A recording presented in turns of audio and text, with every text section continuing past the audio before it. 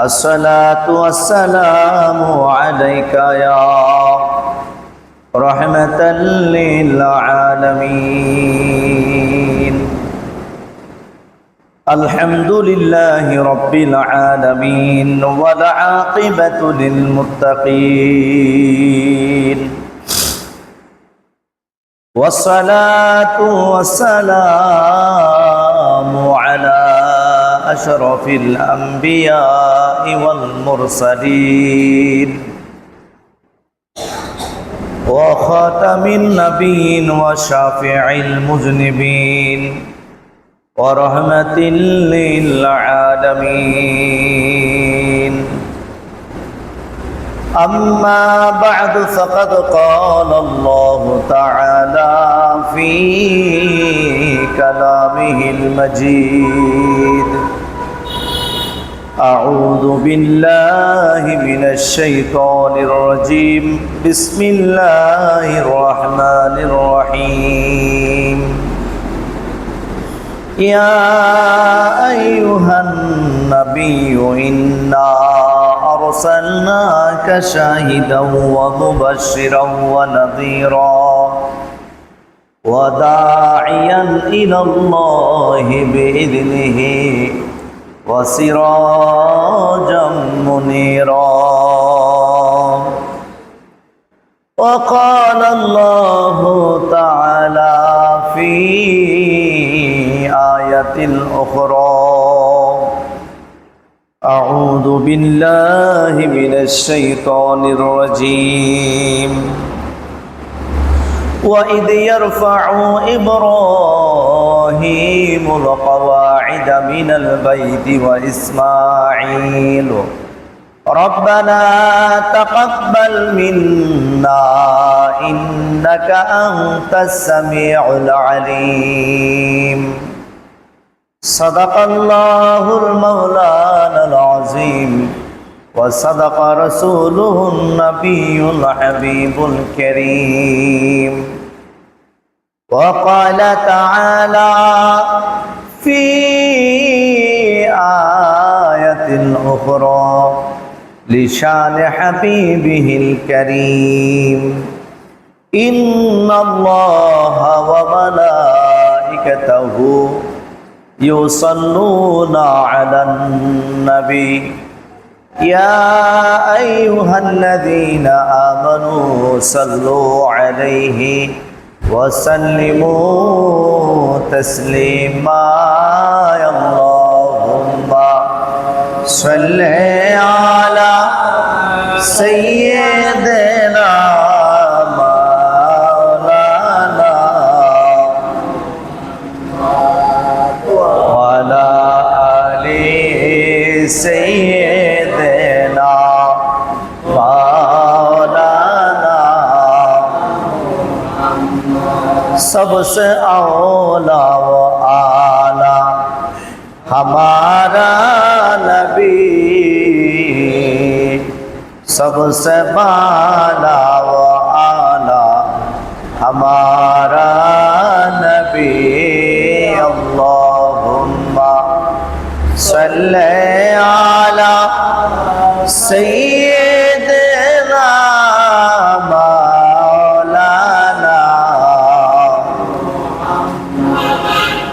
वाला आले सय्यिदना मौलाना।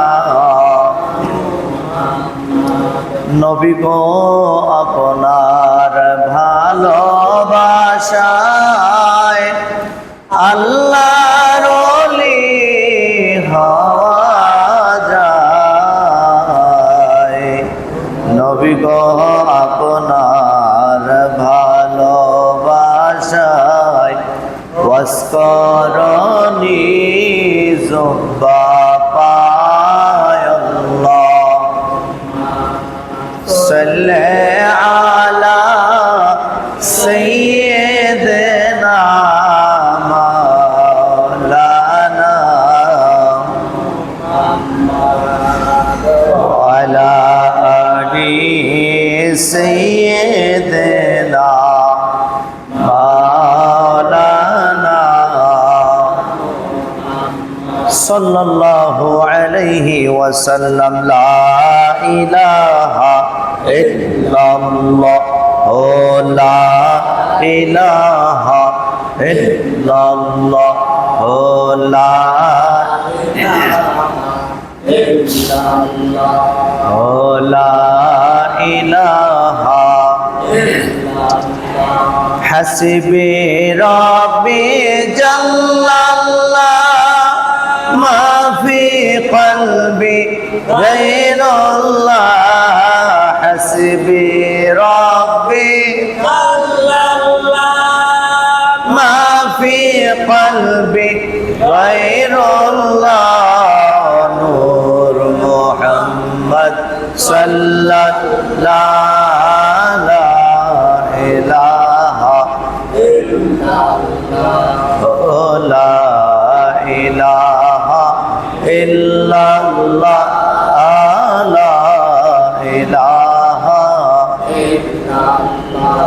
আমার আল্লাহ ছাড়া মাবুদ নাই, আমার নবীজি ছাড়া উপায় নাই। আহা সেই নবীকে পাইতে হলে, সে নবীকে পাইতে হলে ওলি আল্লাহ দয়া চাই। লা ইলাহা ইল্লাল্লাহ, লা ইলাহা লা ইলাহা ইল্লাল্লাহ মুহাম্মাদুর রাসূলুল্লাহ সাল্লাল্লাহু আলাইহি ওয়াসাল্লাম। উপস্থিত মুআজ্জাজ মুহতারাম, সম্মানিত মুসল্লিয়ানে কেরাম, আসসালামু আলাইকুম ওয়া রাহমাতুল্লাহি ওয়া বারাকাতুহু। মহান রব্বুল আলামিন, রবের দরবারে হাজার শুকরিয়া, লক্ষ কোটি শুকরিয়া। আল্লাহ পাক আমাদেরকে পবিত্র জিলকদ মাসের শেষ জুমায় মহান আল্লাহ তাআলার ঘর মসজিদে আসার তৌফিক দিয়েছেন। আমরা পড়ি আলহামদুলিল্লাহ। লক্ষ কোটি দুরুদ এবং সালাম যিনি সৃষ্টির মূল, সৃষ্টির কল্যাণকারক, বিশ্বসভার সভাপতি, সরকারে দু আলম, নূরে মুজাসসাম, যিনি হায়াতুন নবী সাল্লাল্লাহু আলাইহি ওয়াসাল্লাম, সেই পেয়ারা রাসূল সাল্লাল্লাহু আলাইহি ওয়াসাল্লামের পবিত্র দরবারে আলিয়ায় লক্ষ কোটি দুরুদ সালাম এবং আল্লাহ পাক আমাদেরকে ওই নবীজির উম্মত বানিয়েছেন। শুকরিয়া দেয়ার্থে আমরা পড়ি আলহামদুলিল্লাহ। রব্বুল আলামিন এই পৃথিবীতে যুগে যুগে অসংখ্য অগণিত নবী রাসূল প্রেরণ করেছেন একমাত্র মানুষের হেদায়েতের জন্য। মানুষ যেন জাহান্নামী পথ বলে জান্নাতের রাস্তায় থাকে, সৎ পথে সিরাতুল মুস্তাকিম পথে যেন মানুষ থাকে, এই লক্ষ্যে, এই কারণেই আল্লাহ তাআলা যুগে যুগে নবী রাসূল প্রেরণ করেছিলেন। সর্বপ্রথম নবী এবং রসুল হচ্ছেন আমাদের দয়াল নবীজি সাল্লাল্লাহু আলাইহি ওয়াসাল্লাম। কিন্তু সমস্ত নবীদের আগে প্রেরণ করা হয়েছিল হযরতে আদম সাফিউল্লাহ, সর্বশেষে প্রেরণ করা হয়েছেন আমাদের প্রিয় নবী হযরত মুহাম্মদ রাসূলুল্লাহ সাল্লাল্লাহু আলাইহি ওয়া আলিহি ওয়াসাল্লামকে। তাও একমাত্র প্রিয় নবী সাল্লাল্লাহু আলাইহি ওয়াসাল্লামের এই কারণে পাঠিয়েছেন যেন মানুষ পথভ্রষ্ট না হয়, মানুষ যেন হেদায়েত পায়। পাশাপাশি মানুষের পরীক্ষার জন্যে, মানুষের মুক্তির জন্যে আল্লাহ পাক অপশক্তিও পৃথিবীতে আল্লাহ তাআলাই সৃষ্টি করেছেন মানুষের পরীক্ষার জন্য। এই টোটাল পৃথিবীতে 4 জন লোককে আল্লাহ পাক গোটা বিশ্বের বাদশা বানিয়েছিলেন। সমস্ত পৃথিবী শাসন করেছে, সমস্ত পৃথিবীর বাদশা ছিল 4 জন সৃষ্টি জগতের মধ্যে। এর মধ্যে 2 জন ছিল মুসলিম আর 2 জন ছিল কাফের। মুসলমানদের মধ্যে 2 জন হচ্ছে সাইয়েদনা হযরতে যুলকারনাইন আলাইহিস সালাম, যিনি একজন নবী ছিলেন। বাদশাহ জুলকারনাইন প্রখ্যাত একজন নবী তিনি ছিলেন, আল্লাহ পাক তাকে পৃথিবীতে বাঁচিয়েছেন। তিনি প্রায় 800 বছর পৃথিবীতে হায়াত পেয়েছিলেন। সুবহানাল্লাহ। বাদশাহ জুলকারনাইন তাছাড়া কাফেরদের মধ্যে পাঠিয়েছিলেন বখতে নসর এবং বাদশাহ নমরুদকে। মুসলমানদের মধ্যে 2 জন আর কাফেরদের মধ্যে 2 জন। মুসলমানদের মধ্যে প্রথম 2 জন হচ্ছে বাদশাহ সুলাইমান আলাইহিস সালাম এবং বাদশাহ জুলকারনাইন আলাইহিস সালাম। কাফেরদের মধ্যে ছিল নমরুদ লানাতুল্লাহ আলাইহি এবং বাদশাহ বখতে নসর লানাতুল্লাহ আলাইহি। তারা এই 2 জনই এই পৃথিবীতে এসেছিল। নমরুদ ছিল সাইয়েদনা হযরত ইব্রাহিম আলাইহিস সালামের সমসাময়িক। বাদশাহ নমরুদ সে এত ক্ষমতার মালিক ছিল,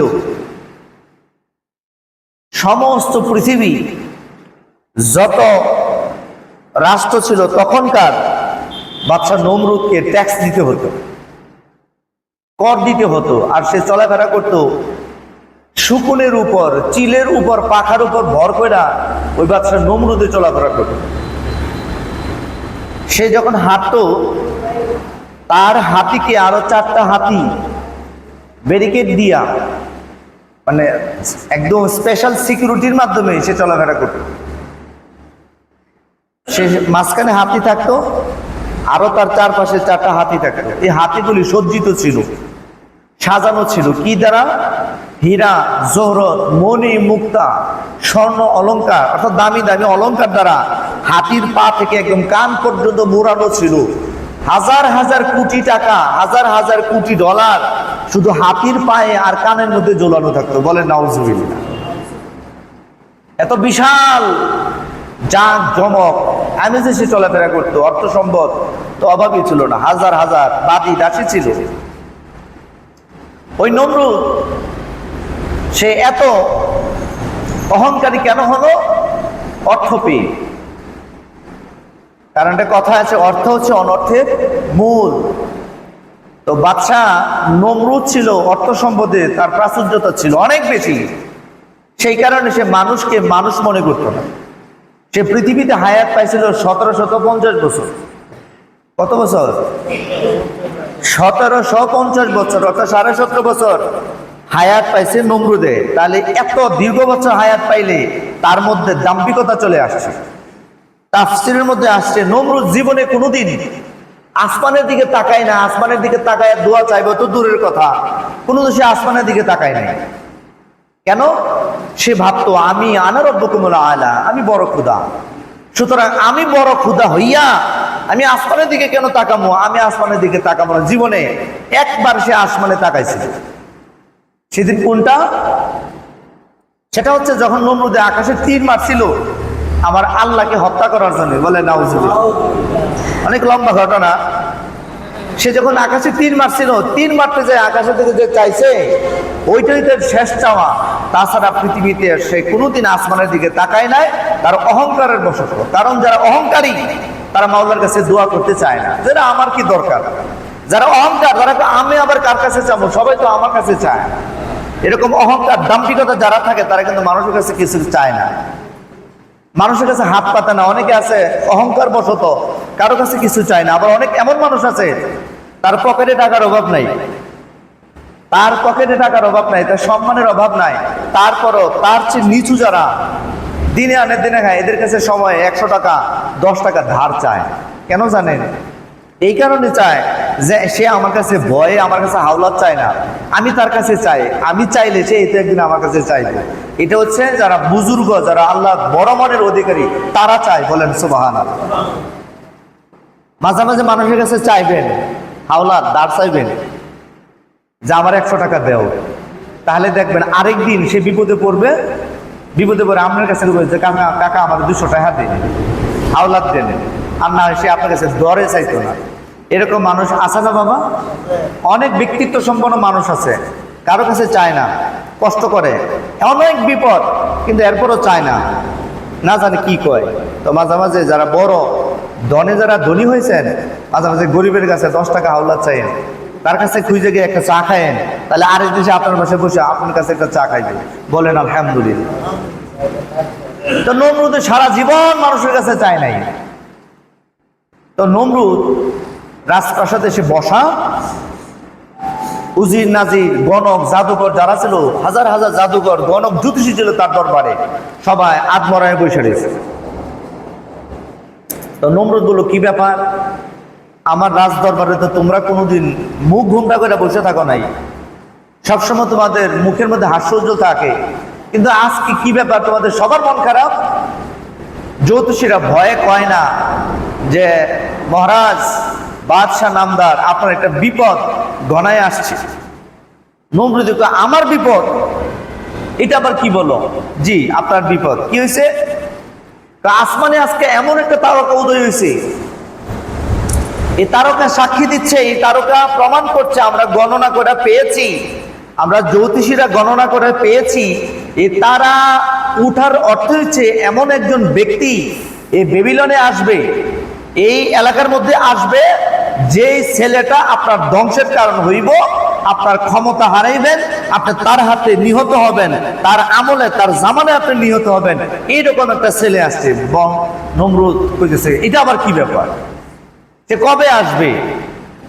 তো 3 দিনের মধ্যে, 3 দিন 3 রাত্র, এরই মধ্যে একটা বাচ্চা এই পৃথিবীতে আসবে, এখনো মায়ের পেটে আসে নাই, 3 দিনের মধ্যে।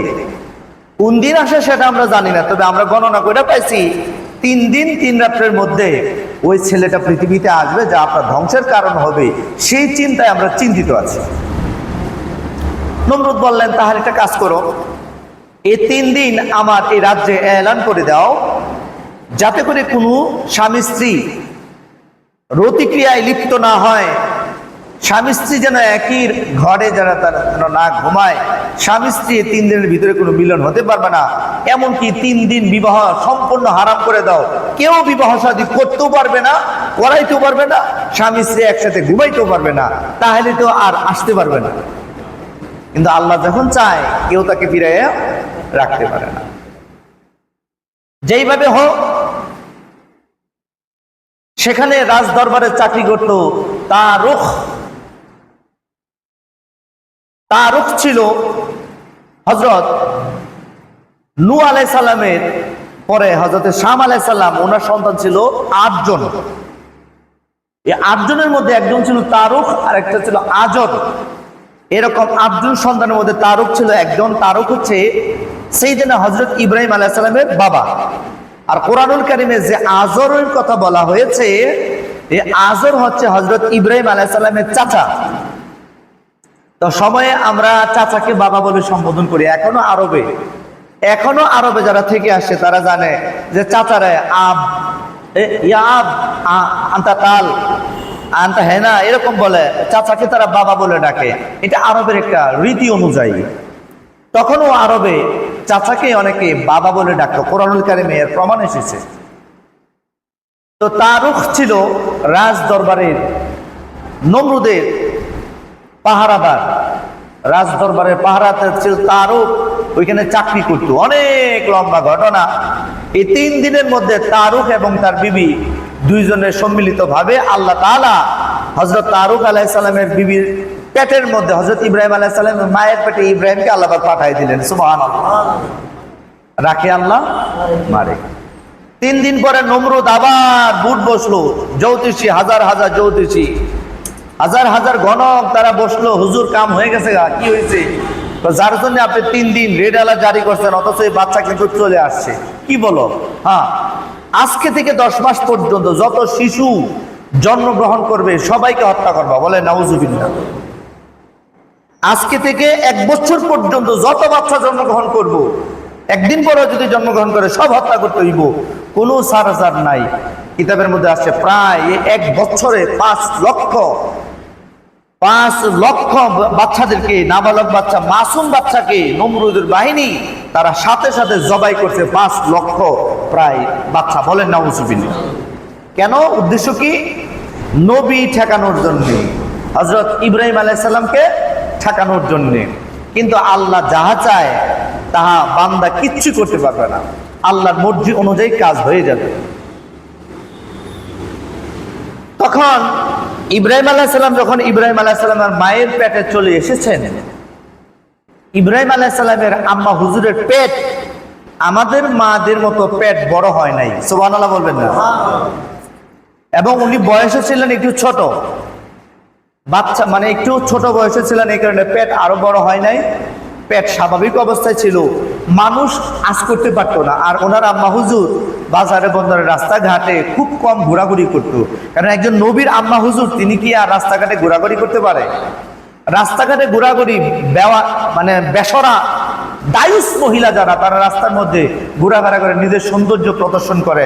দায়ুস ছাড়া অন্য কোনো মহিলা রাস্তার মধ্যে তাদের মানে অনাবৃত অবস্থায়, বেপর্দা অবস্থায় কোনো মহিলা ঘুরতে পারে না। এই কারণে মহিলাদেরকে পর্দায় রাখবেন। অনেক ঘটনা।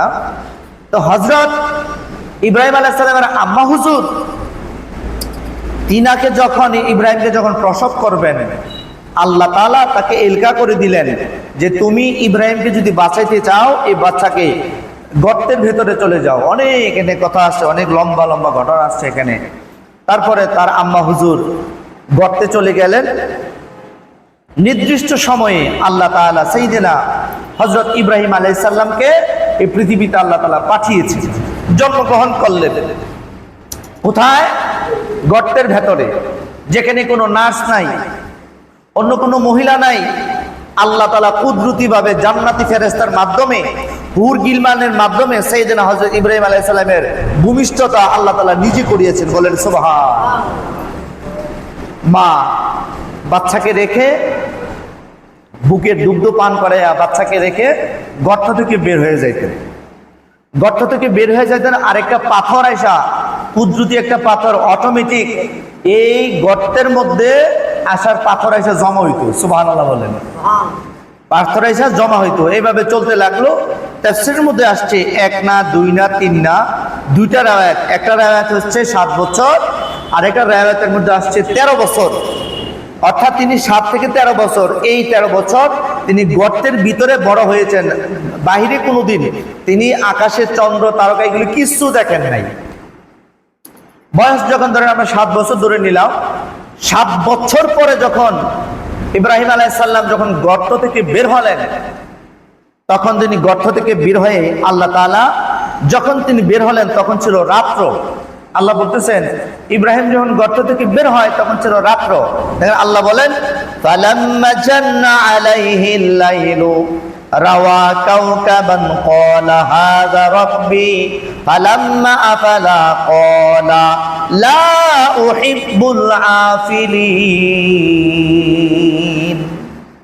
আল্লাহ বলেন ফালাম্মা জান্না আলাইহিল লাইল, অতঃপর যখন ইব্রাহিম আলাইহিস সালাম রাতের বেলায় আকাশের তারকা যখন তিনি দেখলেন, রাওয়া কাওকাবান, তিনি যখন আকাশের তারকাগুলি দেখলেন, তিনি চিন্তা করলেন ক্বালা হাযা রাব্বি, এই যে তারকা এটা মনে হয় আমার রব, এটা মনে হয় আমার প্রভু। ফালাম্মা, অতঃপর যখন আফালা, এই চন্দ্র যখন আকাশের তারকা যখন অস্তমিত হয়ে গেল, আকাশের তারকা যখন ডুবে গেল, তিনি বললেন লা উহিব্বুল আফিলিন, যে জিনিস অস্তমিত হয় এটা আমার প্রভু নয়, এটা আমার প্রভু নয়, এটা আমার প্রভু হতে পারে না, আমার প্রভু কোনোদিন অস্তমিত হতে পারে না। ইব্রাহিম আলাইহিস সালাম বললেন যে না, এটা আমার প্রভু হতে পারে না। লা উহিব্বুল আফিলিন, যা অস্তমিত হয়ে যায়, স্থির থাকে না, এটা আমার প্রভু নয়। রাত্রি গিয়ে চলে আসছেন সূর্য।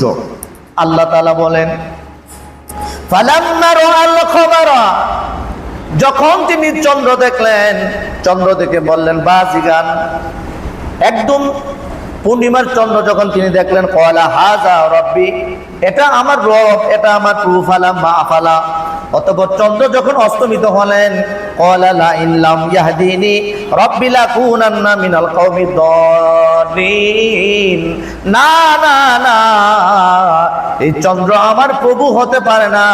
আল্লাহ তুমি আমাকে পথ ভ্রষ্টতা থেকে আল্লাহ তুমি আমাকে বাঁচাও। অর্থাৎ চন্দ্র আমার প্রভু নয়, আকাশের তারকা আমার প্রভু নয়, আল্লাহ তুমি আমাকে পথ ভ্রষ্ট করিও না। অর্থাৎ এই আয়াত থেকে প্রমাণিত হয় নবীগণ কোনোদিন পাপ করতে পারে না। বলেন সুবহানাল্লাহ। বাজান, এই আকীদা অন্তরে রাখতে হবে। নবীগণের দ্বারা আল্লাহ তাআলা পাপ সংগঠিত করতে পারেন না। যারা নবী হয় তাদের পাপ নাই, যারা রসুল হয় তাদের গুনাহ নাই, তারা মাসুম।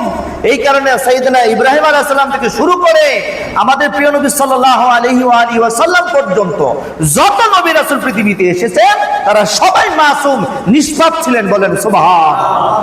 এই আকীদা, এই বিশ্বাস যদি না থাকে আপনি বাতিল, আপনি ৭২ দলের এক দল। এই আকীদা, এই বিশ্বাস যদি না থাকে, আপনি যদি মনে করেন যে নবীগণের দ্বারা গুনাহ হয়েছে, গুনাহ হতে পারে, নবীগণ গুনাহ করছে, আপনি বাতিল, আপনি জাহান্নামী, আপনার ঈমান নাই। কারণ নবী একটা স্বতন্ত্র ব্যাপার, আল্লাহ পাক সিলেক্ট করে তারপরে পৃথিবীতে নবী রাসূল প্রেরণ করেন। আর আপনি যদি এই আকীদা লালন করেন যে মনে হয় আমরা নবীরও কম বেশি গুনাহ আছে, নাউজুবিল্লাহ বলে, দলিল তো দিচ্ছে কোরআন দ্বারা। ওয়াজাদাকা দাল্লান ফাহাদা ওয়াজাদাকা আইলান ফাআগনা। বাংলা অর্থ করে ওয়াজাদাকা দাল্লান ফাহাদা, আল্লাহ আপনাকে পথভ্রষ্ট পেয়েছেন অতঃপর হেদায়েত দিয়েছেন। বলেন নাউজুবিল্লাহ। কি বলে? পাগলে কয় কি? এই আয়াতের তাফসীর করলে কি হইল নাকি? সব জায়গায় সব তাফসীর হয় না। ইন্নাহুম ইয়াকিদুনা কাইদা ওয়া আকিদু কাইদা ফামাহিল কাফিরিনা আমহিলহুম রুয়াইদা। এখানে আল্লাহ তাআলা ওয়া মাকারু ওয়া মাকারাল্লাহুল খায়রুল মাকিরিন, এখানে অর্থ হচ্ছে তোমরা কি ধোঁকাবাজি করবা, আল্লাহ সবচেয়ে বড় ধোঁকাবাজ। বলেন নাউজুবিল্লাহ। ওয়া মাকারু ওয়া মাকারাল্লাহুল খায়রুল মাকিরিন, অর্থাৎ তোমরা কি মকরবাজি করবা, সবচেয়ে বড় মকরবাজি, সবচেয়ে বড় ধোঁকাবাজ আল্লাহ। তো আল্লাহকে যদি ধোঁকাবাজ বলেন ঈমান থাকবে? তাহলে সব জায়গায় কি সব তাফসীর করতে হইব? একটা অর্থে সত্যটা অর্থ দেয়, আপনি এখানে এই অর্থ ব্যবহার করতে পারেন না। অর্থাৎ আমরা যত ধোঁকাবাজ হই না কেন, আল্লাহ সবচেয়ে কৌশল অবলম্বনকারী। বলেন সুবহানাল্লাহ। আমাদের বেলায় শব্দটা ধোঁকাবাজ ব্যবহার হয়, আর আল্লাহর বেলায় হচ্ছে কৌশল অবলম্বনকারী। তাহলে কি এক হইল? তো এখানে ওয়াজাদাকা দাল্লান, অর্থাৎ আমার প্রিয় নবী সাল্লাল্লাহু আলাইহি সাল্লাম আল্লাহর প্রেমে এতটাই বিভোর ছিলেন, মানে আল্লাহ তার রবের প্রেমে, কারণ হেরা গুহায় যখন তিনি ধ্যানমগ্ন থাকতেন, তার এত প্রেম তিনি আচ্ছাদিত হয়েছিলেন। আল্লাহ তাআলা এত প্রেম নিমজ্জিত থাকার কারণে, হাবিব আমি আপনাকে মানুষের হেদায়েতের জন্য পাঠিয়েছি, এখানে আপনি যদি আমার প্রেমে এতটাই নিমজ্জিত থাকেন, আপনি উম্মতদেরকে হেদায়েত করবেন কি? আপনি ওয়াবাল্লিগুনি আন্নি, যে আপনি কি করেন, বাল্লিগ, আপনি প্রচার করেন আমার ধর্ম, আমার দ্বীন আপনি প্রচার করেন। ওইটা হচ্ছে মূল কথা।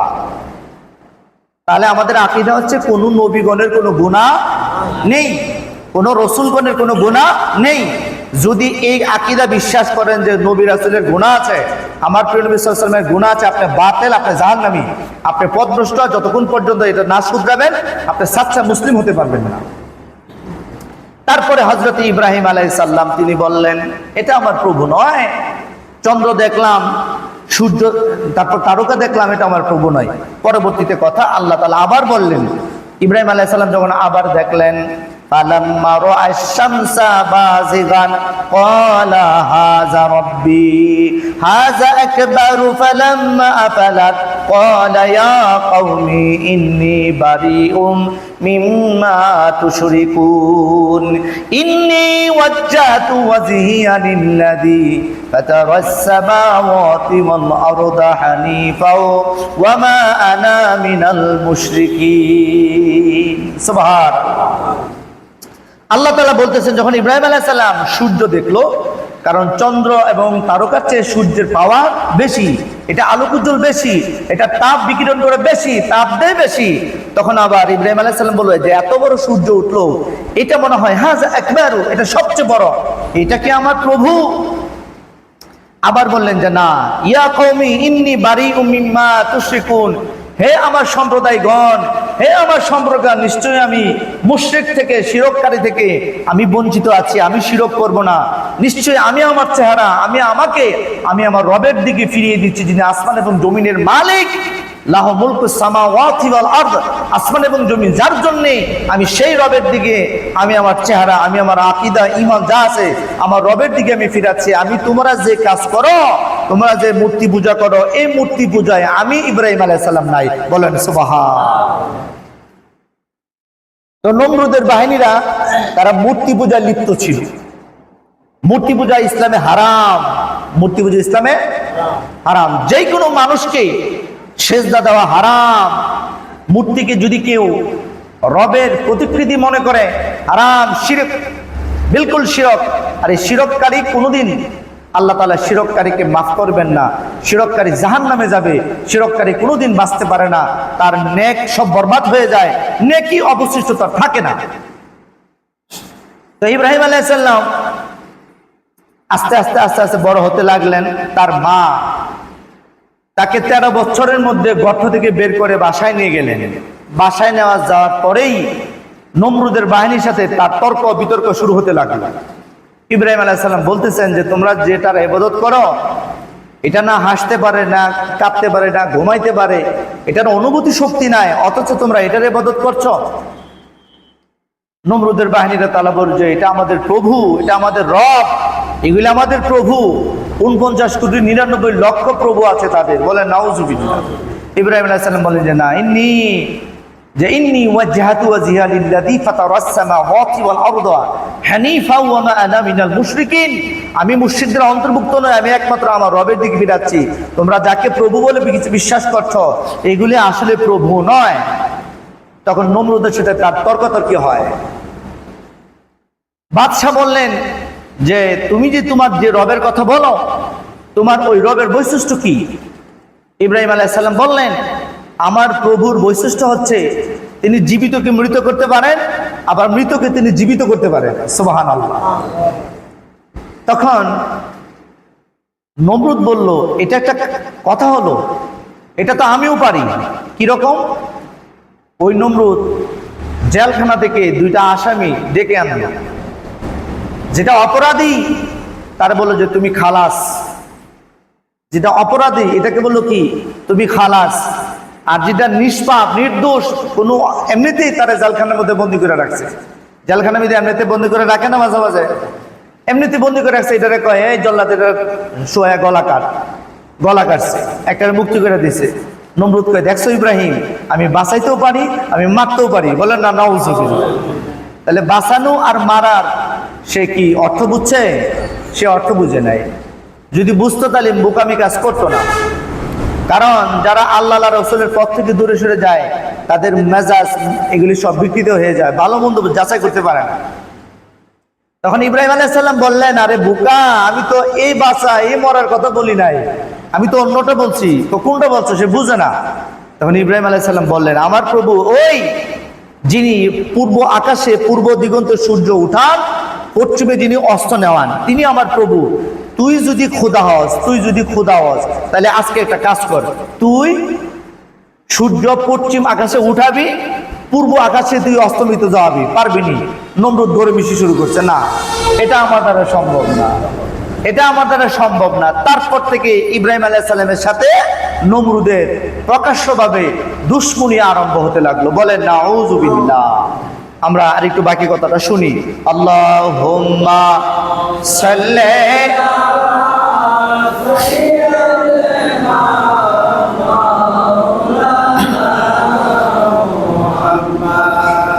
ওয়া আলা আলি সাইয়্যিদিনা মাওলানা।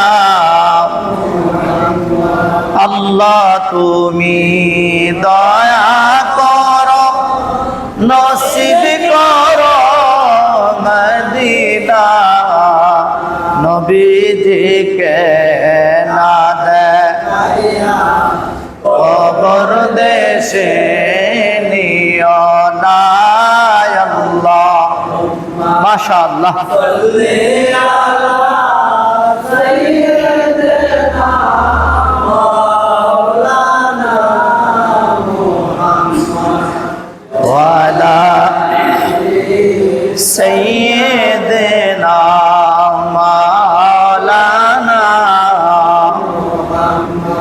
সাল্লাল্লাহু আলাইহি ওয়াসাল্লাম ইব্রাহিম আলাইহিস সালাম তার সম্প্রদায়কে বলল, হে আমার সম্প্রদায়, তোমরা যে মূর্তির ইবাদত করো আমি ইব্রাহিম করি না। তবে তোমরা যদি মেলার মধ্যে যাও, মনে রাখবা তোমাদের মূর্তির আমি দফা রফা করে ছাড়বো, কারণ এইগুলি কোনোদিন আমার কিংবা তোমাদের প্রভু হতে পারে না। আমার এবং তোমার প্রভু যিনি, তিনি রব্বুল আলামিন, যিনি ওয়াহেদ লা শারিক, যার সাথে কোনো শরিক নাই, তিনি এক অদ্বিতীয়, ওই রবের সাথে কোনো শরিক নাই। বলেন সুবহানাল্লাহ। মেলার মধ্যে সবাই গেলেন। ইব্রাহিম নবী মন্দিরে প্রবেশ করলেন। মূর্তি ঘরে প্রবেশ করে হাতের মধ্যে হাতুড়ি নিয়ে, কুড়াল নিয়ে সব কয়টা ভেঙে ফেললেন, ভেঙে চুরমার করে দিলেন। ভেঙে চুরমার করে দিয়ে বড় কুড়াল বিশাল একটা মূর্তির কাঁধের মধ্যে ঝুলিয়ে রাখলেন। মানুষ যখন মেলা থেকে আসলেন, প্রতি বছর তাদের দুইটা মেলা হতো। মেলা থেকে যখন তারা পূজা দিতে আসছে, এসে থেকে একটা মূর্তিরও অস্তিত্ব নাই, সব কটা ভাঙা হয়েছে। সবাই বললেন, হরে হরে, এটাকে কি হলো, এটা কি হলো, আমাদের মূর্তিগুলি কে ভাঙলো? একজন যুবক ডাক দিয়ে বললেন, এই বেবিলনের মধ্যে মহসেন শহরের মধ্যে যদি কেউ মূর্তি ভাঙে, একজন ছেলে আছে, একজন যুবক আছে, তার বাবার নাম হচ্ছে তারুক, তার নাম হচ্ছে ইব্রাহিম। সে প্রকাশ্যভাবে আমাদের মূর্তির বিরোধিতা করে। এছাড়া অন্য কোনো লোক এই বেবিলনের মধ্যে নাই, আমাদের মূর্তি তারা ভাঙতে পারে না। ইব্রাহিমকে তলব করা হলো, ইব্রাহিম, তুমি কি আমাদের মূর্তি ভেঙেছ? সাইয়েদনা ইব্রাহিম আলাইহিস সালাম বললেন, আমি ভাঙবো কেন? এই যে তোমাদের কাঁধের মধ্যে তোমাদের বড় যে মূর্তি আছে, ওটার কাঁধের মধ্যে কুঠাল, মনে হয় সে ভাঙছে। তারাই বলে, কি আশ্চর্য ব্যাপার, যে হাসতে পারে না, কাঁদতে পারে না, চলাফেরা করতে পারে না, খেতে পারে না, সে কি আমাদের মূর্তি ভাঙবে? একটা সুযোগ হয়েছে না? ইব্রাহিম আলাইহিস সালাম কয়, যে মূর্তি হাঁটতে পারে না, চলতে পারে না, খেতে পারে না, হ্যাঁ, কোনো কিছু করতে পারে না, যে প্রভু কিচ্ছুই করতে পারে না, অথচ তোমরা ওই প্রভুকে সেজদা দাও, ওই প্রভুর ইবাদত করো, অন্য সহযোগিতা ছাড়া যে চলতে পারে না তারে তোমরা ইবাদত করো, আর ভণ্ডামি পাইছো না, সব বাদ দাও, পড়ো লা ইলাহা ইল্লাল্লাহ ইব্রাহিম খলিলুল্লাহ। এই দিনের দাওয়াত দিলেন। ফার্স্ট টাইম তিনি ইসলামের দাওয়াত মানুষদেরকে দিয়ে দিলেন, যে কি, যে আল্লাহ ছাড়া মাবুদ নাই, ইব্রাহিম, আমি ইব্রাহিম হচ্ছে আল্লাহর বন্ধু। বলেন সুবহান। নমরুদের বাহিনী কয়, হাই এতদিন কি কইলো, আর আজ কি কয়? এতদিন তো নিজের নবী কিংবা রসুল কিংবা খলিল বলে নাই, আজকে কেন বললো? ইব্রাহিমকে আজকে সুযোগ হয়েছে, তার জন্য কয়ে দিলাম। এগুলি সব বাদ দাও, একমাত্র আল্লাহর ইবাদত করতে পার। আমি ইব্রাহিমকে আল্লাহ পাক উরসিল তো আমাকে প্রেরণ করেছেন রসুল হিসাবে, কারণ ইব্রাহিম আলাইহিস সালামের উপর 10টা সহিফা নাজিল হয়েছিল। 100 সহিফার মধ্যে 10টা সহিফা ইব্রাহিম আলাইহিস সালামের উপর, 10টা সহিফা হযরত আদম আলাইহিস সালামের উপর, হযরত ইদ্রিস আলাইহিস সালামের উপর 30টা, শীশ আলাইহিস সালামের উপর 20টা, আর টোটাল আসমানি কিতাব হচ্ছে 104টা। তাওরাত, জাবুল, ইনজিল, তাওরাত মুসা, জাবুর দাউদ, ইনজিল ঈসা আলাইহিস সালাম, আর কোরআন আমাদের প্রিয় নবী হযরত মুহাম্মদ রাসূলুল্লাহ সাল্লাল্লাহু আলাইহি সাল্লামের উপর নাজিল হয়েছে। ওই 10টা সহিফা ওনার উপর নাজিল হয়েছে। বলে যে আজকে আল্লাহ পাক আমাকে বলেছেন এগুলি বাদ দাও। তখন তার সাথে প্রকাশ্যভাবে ইব্রাহিম আলাইহিস সালামের সাথে তাদের দ্বন্দ্ব হয়। এক পর্যায়ে নমরুদ কোনোভাবে যখন পারতেছে না, তখন ইব্রাহিম আলাইহিস সালামকে আগুনে ফেলানোর জন্য প্রস্তুতি গ্রহণ করলো, যে প্রস্তুতিটা আগামী জুমায় ইনশাল্লাহ আমি আলোচনা করব। তো আমি মূল কথাটা বোঝাতে চাচ্ছিলাম, ইব্রাহিম আলাইহিস সালামের কাছ থেকেই আমাদের হজের ঘোষণা আসে। আল্লাহ পাক সূরা বাকারার মধ্যে বলছেন, ওয়া ইদ ইয়ারফাউ ইব্রাহিমুল কওয়াইদা মিনাল বাইতি ওয়া ইসমাঈল রব্বানা তাকাব্বাল মিন্না ইন্নাকা আনতাস সামিউল আলিম। অর্থাৎ ইব্রাহিম এবং ইসমাইল যখন কাবাগরের ভিত্তিপ্রস্তর তৈরি করলেন, কাবাগরকে উঠাইলেন, উঠায় তিনি সমস্ত পৃথিবীবাসীকে হজের জন্য দাওয়াত দিলেন, হে হাজিগণ, যাদেরকে আল্লাহ তাআলা সামর্থ্য দিয়েছে, তোমরা হেঁটে পায়ে সারওয়াতে আরোহণ করে তোমরা কি করে হজ করতে আসো। প্রতি বছর তোমরা জীবনে একবার হলেও মক্কা মদিনা তোমরা ঘুরতে এসো, হজ করতে আসো। এটা ইব্রাহিম আলাইহিস সালামের দাওয়াত। সে থেকে কুরআনুল কারীম আল্লাহ বলেন, ওয়ালিল্লাহি আলান নাস হিজ্জুল বাইতি মান ইসতাতা ইলাইহি সাবিলা। অর্থাৎ যাদেরকে আল্লাহ তাআলা সামর্থ্য দান করেছেন, অর্থ নামক নিয়ামত দান করেছেন, এদেরকে জীবনে একবার হইলেও হজ করতে হবে। আর প্রিয় নবী সাল্লাল্লাহু আলাইহি ওয়াসাল্লাম বলছেন, যাদেরকে হজের সামর্থ্য দেওয়া হয়েছে, সে যদি হজ না করে ইন্তেকাল করে, তার মৃত্যুটা ইহুদি হয়ে মরুক আর খ্রিস্টান হয়ে মরুক, আমি নবীর কিচ্ছু আসে যায় না। অর্থাৎ হজ করার সামর্থ্য আপনার আছে, আপনি যদি হজ না করে মারা যান, তাহলে আপনার মৃত্যুটা ঈমানের হালতে হবে, এটা গ্যারান্টি দেওয়া যায় না, আপনি বেঈমান হয়ে মরতে পারেন। সুতরাং যাদেরকে আল্লাহ তাআলা অর্থ নামক নিয়ামত দিয়েছেন, সিদ্ধান্ত নেন, ইচ্ছা প্রকাশ করেন, নিয়ত করেন যে আমি হজে যাব। আর যাদের তৌফিক নাই, মনে মনে নিয়ত করেন, আল্লাহ যেদিন আমাকে তৌফিক দিবা, আমাকে অর্থ নামক নিয়ামত দান করবা, সেদিন আমি হজ করতে যাব। বলেন ইনশাআল্লাহ। আল্লাহ সবাইকে কবুল করো। আসসালামু আলাইকুম ওয়া রাহমাতুল্লাহি ওয়া বারাকাতুহু। যারা কাবলা জুমা পড়ছেন না, 4 রাকাত কাবলা জুমা পড়েন ইনশাআল্লাহ।